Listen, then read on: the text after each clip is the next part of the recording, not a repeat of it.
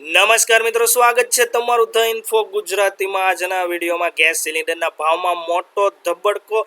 Iran America યુદ્ધના કારણે જે છે મોટી કટોકટી સર્જાઈ હતી, તો તેના કારણે જે ગેસ સિલિન્ડરના ભાવમાં જે મોટો ધબડકો બોલી ગયો છે, મોટો વધારો થઈ ગયો છે। તો એમાં કેટલો વધારો થયો છે અને તમારા ખિસ્સા પર શું અસર થશે તેના વિશે, રેશન કાર્ડ ધારકોને કોલસો મળવાપાત્ર રહેશે તો તેના વિશે, પેટ્રોલ ડીઝલના ભાવમાં ₹5નો વધારો।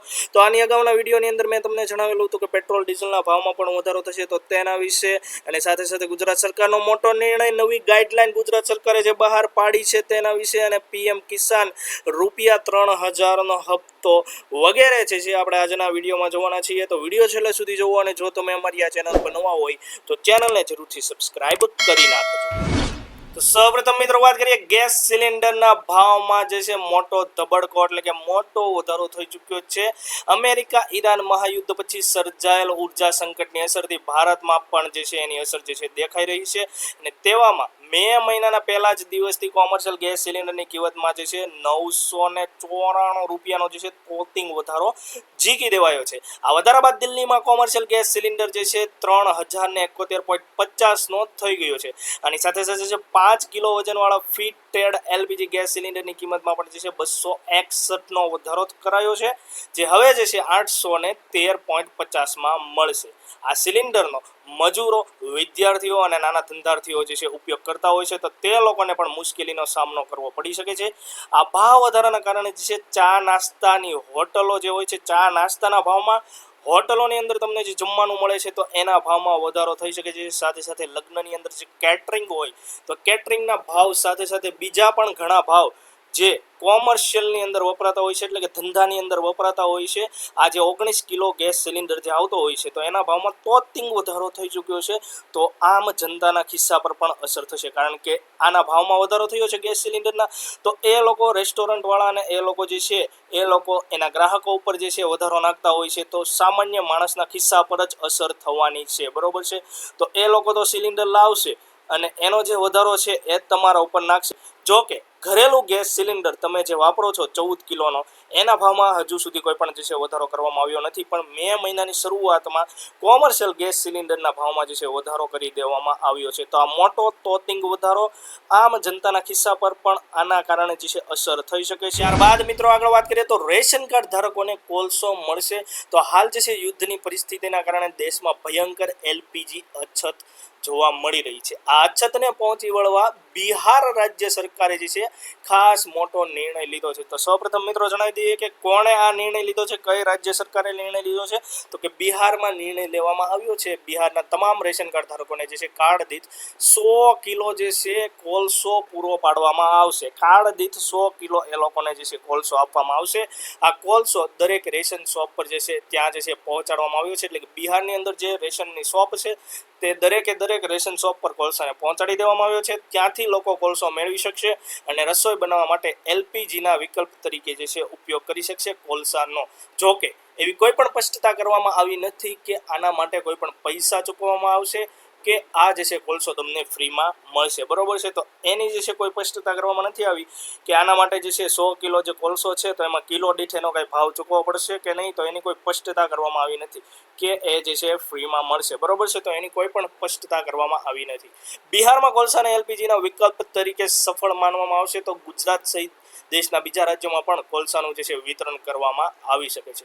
તો આના પર તમારું શું કહેવું? હાલમાં જે છે એલપીજી ગેસ સિલિન્ડરની એટલે કે એલપીજીની જે અસર છે, અછત જે છે, એના કારણે જે છે વિકલ્પ તરીકે કોલસાનો ઉપયોગ કરવો જોઈએ કે નહીં? શું રાશનની અંદર જે છે કોલસાનું વિતરણ કરવું જોઈએ કે નહીં? ગુજરાતમાં પણ થવું જોઈએ કે નહીં? તો એના માટે તમે જરૂરથી કમેન્ટ કરી દેજો। ત્યારબાદ મિત્રો આગળ વાત કરીએ તો પેટ્રોલ ડીઝલના ભાવમાં ₹5નો વધારો। ગેસ બાદ હવે પેટ્રોલ ડીઝલના ભાવમાં જે છે ₹5નો જે છે વધારો કરી દેવામાં આવ્યો છે, બરોબર। ₹5 સુધીનો જે છે વધારો થવાની શક્યતા છે, હજુ કરી દેવામાં આવ્યો નથી, પરંતુ 100% જે છે ₹5નો જે છે વધારો કરવામાં આવશે એવું જે છે દેખાઈ રહ્યું છે. મે મહિનાની શરૂઆતથી જ જે છે મધ્યમ વર્ગના લોકો અને જે છે સામાન્ય જનતા માટે માઠા સમાચાર આવી રહ્યા છે.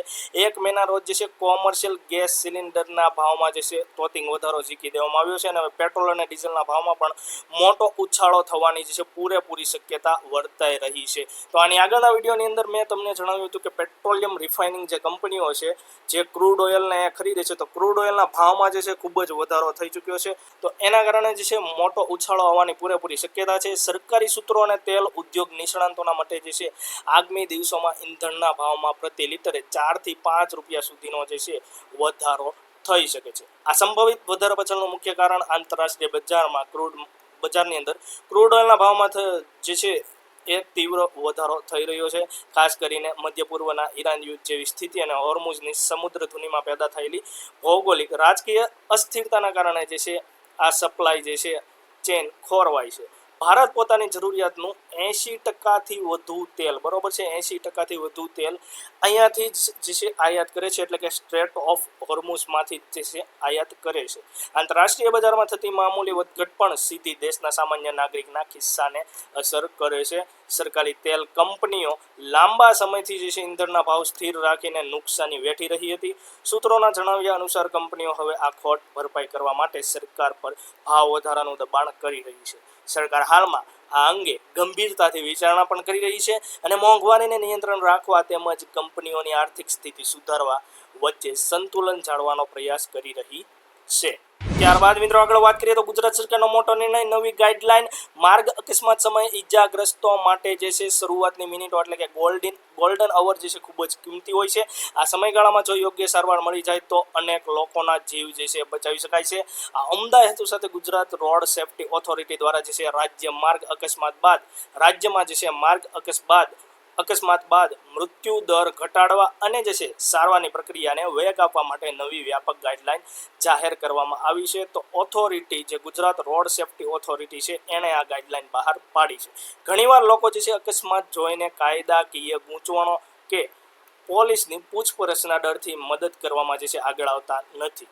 હવે નવી ગાઈડલાઈન મુજબ જે છે અકસ્માત પીડિતને જે છે હોસ્પિટલ લાવનાર વ્યક્તિ પાસે નાણાં કે અંગત વિગતોની જે છે માંગણી પોલીસ કરી શકશે નહીં, બરોબર છે. તો એક ગાઈડલાઈન મુજબ એ. ત્યારબાદ જે છે બીજી વાત કરીએ તો મદદગાર એટલે કે મદદ કરનાર વ્યક્તિને હોસ્પિટલમાંથી તાત્કાલિક મુક્ત પણ કરવાના રહેશે.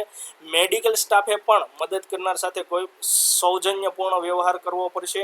આ નિયમોના બોર્ડ જે છે દરેક હોસ્પિટલના પ્રવેશ દ્વાર પર પણ લગાવવામાં આવવાના રહેશે. તો આ નવી ગાઈડલાઈન ગુજરાત સરકારે માર્ગ અકસ્માતને લઈને જે અકસ્માતમાં બચાવનાર મદદ કરનાર વ્યક્તિઓ હોય છે તેને લઈને એક મોટો નિર્ણય લીધો છે.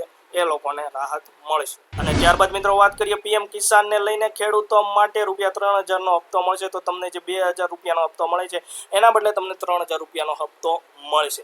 હાલમાં જ પશ્ચિમ બંગાળની જે છે ચૂંટણીમાં અને તે પહેલાં પણ બિહારમાં પણ નરેન્દ્ર મોદી દ્વારા જે છે પીએમ કિસાન યોજનાના લાભાર્થીઓને ₹3,000નો જે છે હપ્તો મળશે, એટલે કે દર વર્ષે જે છે 9,000 મળશે તેવી જાહેરાત કરી હતી નરેન્દ્ર મોદી દ્વારા ચૂંટણીના સમય.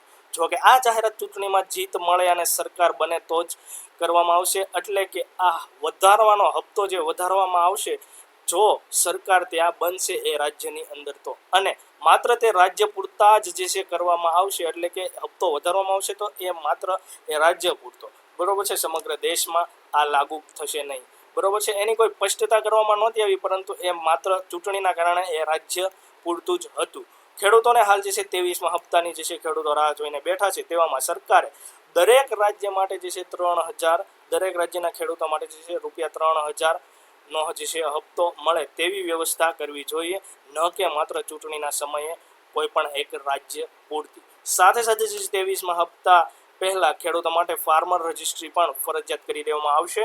એટલે કે આવી છે ફાર્મર રજિસ્ટ્રી, તમે જે કરો છો ફાર્મર રજિસ્ટ્રી કે ફાર્મર આઈડી જે કહેવામાં આવે છે એ જે છે 23મા હપ્તા પહેલાં ફરજિયાત કરી દેવામાં આવે છે. જે ખેડૂતોને આ રજિસ્ટ્રી બાકી છે એટલે કે ફાર્મર આઈડી બાકી છે તે લોકોને 23મો હપ્તો પણ નહીં આવે, અને સાથે સાથે ખેડૂતો જેટલા પણ લાભ લઈ રહ્યા છે બીજા પણ ખેડૂતને મળતા કોઈ પણ લાભ હોય, કોઈ પણ સબસિડી હોય, તો એના માટે હવે ફાર્મર રજિસ્ટ્રી જે છે એ ફરજિયાત કરી દેવામાં આવી છે, બરાબર. તો ખેડૂત હોય તમે, તો તમારે સૌથી પહેલાં તો હવે ફાર્મર રજિસ્ટ્રી તમારે જરૂર પડશે. જેમ આપણું આધાર કાર્ડ હોય છે એ બધી જ જગ્યાએ જરૂરી રહેતું હોય છે, તો હવે ખેડૂતો માટે ફરજિયાત ફાર્મર આઈડી, ફાર્મર રજિસ્ટ્રી ફરજિયાત કરી દેવામાં આવી છે. જો એમની પાસે ફાર્મર આઈડી હશે તો જ બીજા લાભો જે છે ખેડૂતોને જે લાભ મળવાપાત્ર રહેતા હોય છે એ મળશે.